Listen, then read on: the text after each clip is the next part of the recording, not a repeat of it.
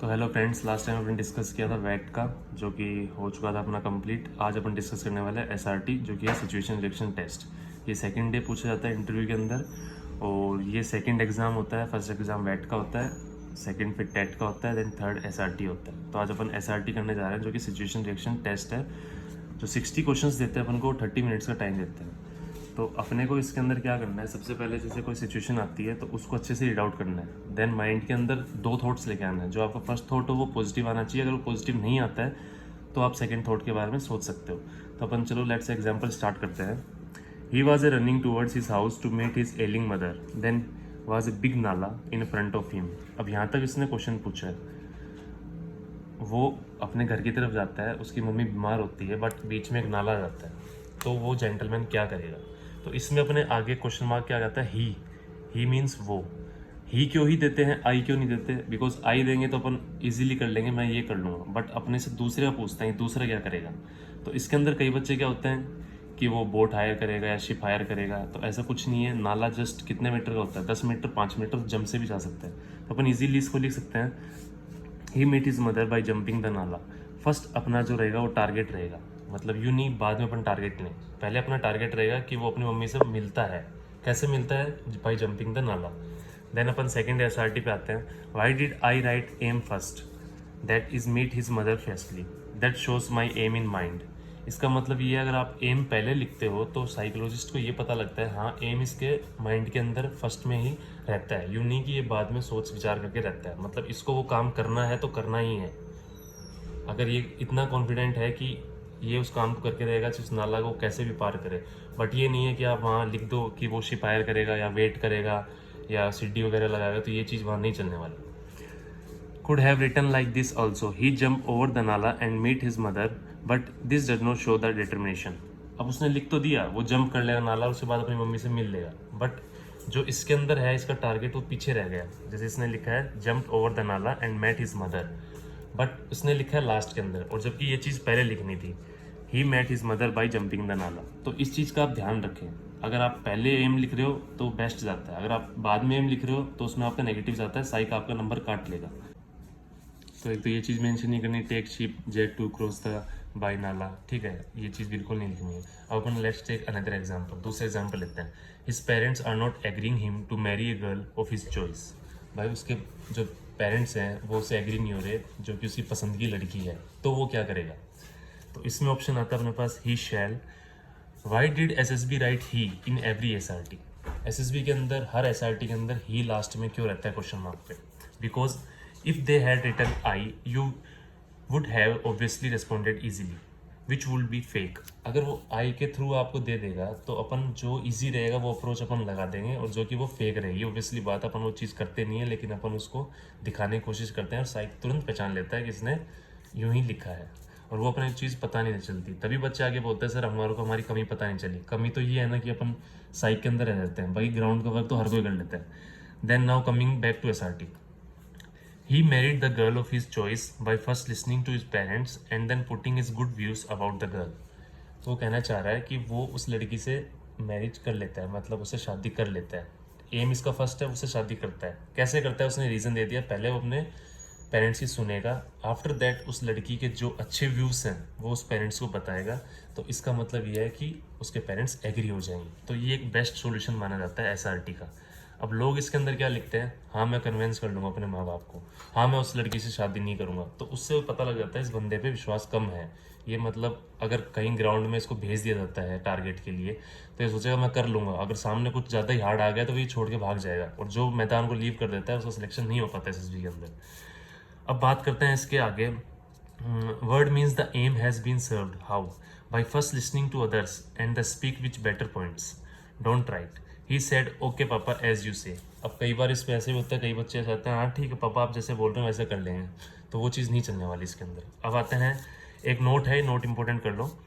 Do you think that will show your obedience? Not at all, the SSB do not want such obedient people, so in self description also do not write. एक self description भी होता है VAT TET SRT के बाद, जो कि उसके अंदर ही बच्चे क्या करते हैं, लिख देते हैं। तो वो चीज़ लिखनी नहीं है वहाँ, सिर्फ अपनी जो पर्सनल लाइफ के अंदर, पर्सनैलिटी के अंदर जो चीज़ है वो ही लिखनी है। क्योंकि इंटरव्यू में आपसे क्वेश्चन पूछेगा, इंटरव्यू होता है 3rd या 4th डे कभी भी, तो वो चीज़ वहाँ मेंशन नहीं करना, मेरे पास पूरा रिकॉर्ड पड़ा रहता है आपका। और एक चीज़ ध्यान रखना, अगर आप वेट में अपनी OLQs दिखा रहे हो, वही SRT में OLQs होनी चाहिए, वही टेट के अंदर OLQs होनी चाहिए। यूँ नहीं कि आपने वेट में तो लिख दिया हेल्पिंग नेचर है मेरा, SRT में लिख दिया, किसी ने आपके दोस्त ने पास बुक्स नहीं है, देन आप उसको बोल दो कि मार्केट से हायर कर दे। क्यों भाई, आप भी तो दे सकते हो उसको बुक्स। भाई ठीक है, आप दिन में पढ़ रहे हो तो रात को ले दे दो उसको बुक्स, या फ़ोन पे डिस्कस कर लो। तो ये चीज़ है, ये तीनों चीज़ कॉमन होनी चाहिए, SRT, वेट, TAT. This is the most important thing. Take another example. It was a dark night, everyone was sleeping. He saw a cobra sitting on his sleeping brother's chest. अब ये SRT दी है, रात हो रही है, उसके बगल में उसका भाई सो रहा है, एंड देन उसके ऊपर कोबरा आ गया चेस्ट के ऊपर, तो वो क्या करेगा? तो इसके अंदर बच्चे क्या होते हैं, कई सोचते हैं पहले कोबरा भाई को काटेगा फिर भाई कोबरा काटेगा, तो लिख भी आता है, तो ऐसा नहीं लिखना है। तो इसमें सिंपल सी बात है, why did she write dark night to scare you. अब डार्क नाइट लिखा है, सिर्फ ये आपको डराने के लिए लिखा है, ये मानी जाती है नेगेटिव SRT, ये पॉजिटिव SRT नहीं है। इसके अंदर आपकी नेगेटिविटी क्या है वो बाहर निकल के आती है, और जो कि बच्चे लिख भी आते हैं। तो नेगेटिव को अपन को पॉजिटिव में बनाना है, ज़्यादा से ज़्यादा प्रैक्टिस नेगेटिव SRT करनी है, नेगेटिव वर्ड की करनी है, और नेगेटिव स्टोरी करनी है। जितनी ज़्यादा प्रैक्टिस इन तीनों चीज़ें कर लोगे उतनी आप सक्सेस पा पाओगे। अब इसका देखते हैं अपन, इसका आंसर क्या है। But you should imagine a bright light, a cobra is just a few inch long, छोटू सा। Now what will you do? He killed cobra. No animal lovers, please poke this nose. By first waiting for the cobra to get off the chest and kill him with stick. पहले वो wait करता है chest से नीचे आने का, then वो stick उठाता है, देन मार देता है। ये रियल लाइफ के अंदर होते नहीं है, अगर होते हैं तो कोई मार नहीं पाता, ऑब्वियसली बात है, सब डर के भाग जाते हैं। बट अपन को वहाँ ऐसा रिप्रेजेंट करना है कि हाँ, अपने अंदर वो है, कॉन्फिडेंस है कि अपन उसको मार सकते हैं, वहाँ से मैदान छोड़ के भाग नहीं सकते। अब वहाँ स्टूडेंट क्या करते हैं, कैंडिडेट 1 क्या लिखेगा, He called snake Sapera. Now tell me, if Sapera had to be called, where is your quality? अब आपने उसको बुला लिया सपेरे को मारने वाले, तो आपकी OLQ कहाँ शो हुई इसके अंदर?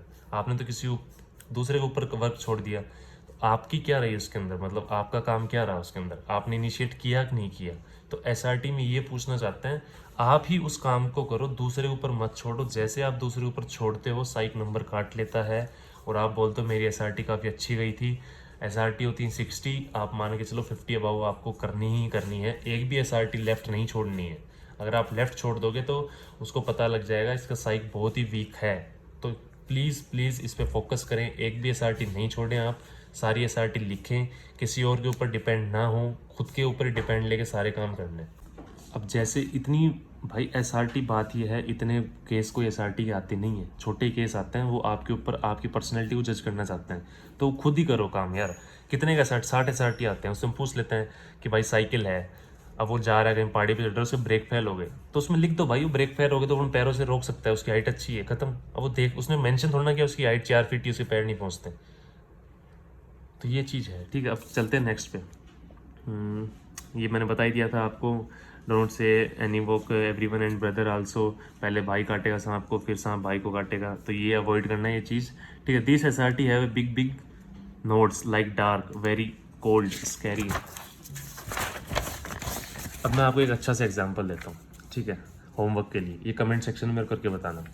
It is a very cold morning, geyser was not working, he had an interview. अब इतनी सर्दी है, गीज़र उसका वर्क नहीं कर रहा और उसका इंटरव्यू है, इसमें क्या करेंगे? इसमें मैं आपको बता देता हूँ, इसमें 4 कैंडिडेट मान लो आप। पहला कैंडिडेट लिखेगा कि मैं नहा के नहीं जाऊँगा, दूसरा कैंडिडेट लिखेगा कि मैं नहा लूँगा लेकिन ओम नमः शिवाय करके नहाऊँगा, ठीक है। तो ये ओम नमः शिवाय करके भी इशारा ले रहा है, और बच्चे ऐसा लिखते हैं। तो जो पहला कैंडिडेट है उसने लिखा है कि मैं नहीं नहाऊँगा, तो वो वैसे डर गया। अब तीसरा कैंडिडेट क्या लिखता है? तीसरा कैंडिडेट लिखता है मैं नहा लूँगा, देन आफ्टर दैट मैं उस गीज़र को रिपेयर भी करवाऊँगा इंटरव्यू देने के बाद। तो ये सबसे अच्छी SRT जाती है। अगर कोई चीज़ ख़राब हो गई है, जैसे मैंने आपको बाईसाइकिल का एग्जांपल दिया था, बाईसाइकिल आपकी ब्रेक उसके फेल हो गए हैं, देन आप क्या करोगे? आप अपने पैरों से चलो उसको रोक तो लोगे, ठीक है, लेकिन बाद में आप उसको रिपेयर भी कराओगे, तो इसमें आपका पूरा एम कंप्लीट होता है। एक बार एक SRT ऐसी पूछी गई थी कि अगर आप जा रहे हो, रास्ते में आपकी बाइक पंचर होगी, आप क्या करोगे, और बहुत ही रात है। तो कई बच्चे कहते हैं सर मैं किसी को कॉल करूंगा और वो आके मेरी बाइक पंचर कर देगा। अरे भाई रात को कौन पंचर वाला बैठा रहता है, चलो ठीक है, इसको अवॉइड करो। सेकंड थिंग ये होती है कि मैं अपनी बाइक को उधर ही ड्रॉप कर दूंगा, तो इसमें ड्रॉप करने पे बाइक आपकी चोरी नहीं हो जाएगी। तो इसमें सबसे अच्छा ये है कि सर मैं साथ में अलॉन्ग विद बाइक मैं अपने घर पे आऊँगा और सुबह मैं उसका पंचर निकलवा लूँगा। तो ये अपनी SRT थी। आप कमेंट सेक्शन में करके बताना, इसके अंदर लाइक करना, शेयर करना, सब्सक्राइब करना, और SRT में डाल दूंगा आपकी। ठीक है, तो ये आज आपका वीडियो था। अगले संडे को अपना वीडियो आएगा किसके ऊपर, टेट के ऊपर। ठीक है, तो भाई कमेंट कर देना, लाइक कर देना, शेयर कर देना, सब्सक्राइब कर देना। नवीश राव के नाम से इंस्टाग्राम में मेरी ID है, फॉलो कर लेना। Thank you guys, bye.